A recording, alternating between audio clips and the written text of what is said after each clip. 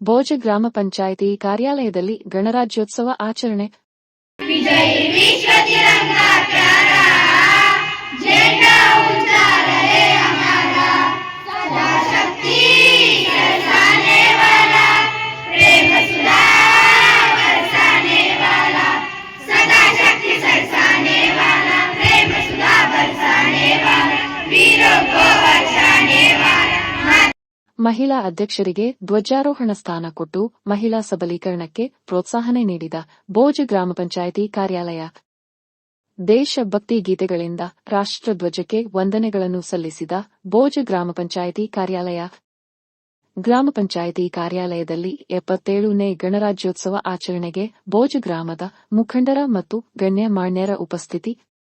ನಿಪ್ಪಾಣಿ ತಾಲೂಕಿನ ಭೋಜ ಗ್ರಾಮದ ಗ್ರಾಮ ಪಂಚಾಯಿತಿ ಕಾರ್ಯಾಲಯದಲ್ಲಿ 77ನೇ ಗಣರಾಜ್ಯೋತ್ಸವವನ್ನು ಆಚರಿಸಿ ರಾಷ್ಟ್ರಧ್ವಜಕ್ಕೆ ವಂದನೆಗಳನ್ನು ಸಲ್ಲಿಸಲಾಯಿತು.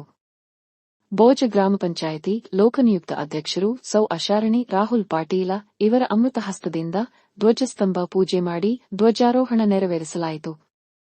ಈ ಸಂದರ್ಭದಲ್ಲಿ ರಾಷ್ಟ್ರಪಿತ ಮಹಾತ್ಮ ಗಾಂಧೀಜಿ ಮತ್ತು ಡಾ ಬಾಬಾ ಸಾಹೇಬ ಅಂಬೇಡ್ಕರ್ ಇವರ ಪ್ರತಿಮೆಗೆ ಪೂಜೆ ಮಾಡಿ ಭೋಜ ಗ್ರಾಮ ಪಂಚಾಯಿತಿ ಮಾಜಿ ಅಧ್ಯಕ್ಷರು ಶ್ರೀ ಗುಡುಸು ಮಕ್ಕನದಾರ ಇವರಿಂದ ಶ್ರೀಫಳ ಅರ್ಪಿಸಿ ವಂದನೆಗಳನ್ನು ಸಲ್ಲಿಸಲಾಯಿತು.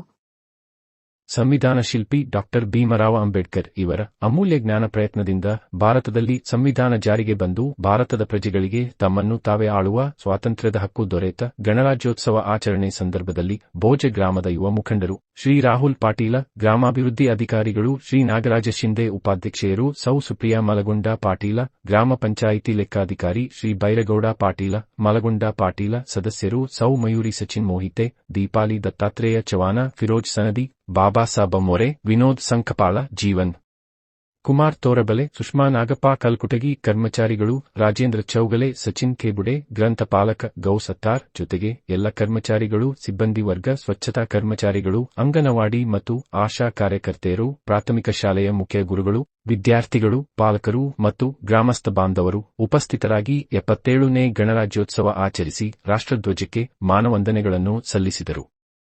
ಸಮತಾ ನ್ಯೂಸ್ಗಾಗಿ ಭೋಜದಿಂದ ಸಂದೀಪ್ ಕುರುಂದವಾಡೆ.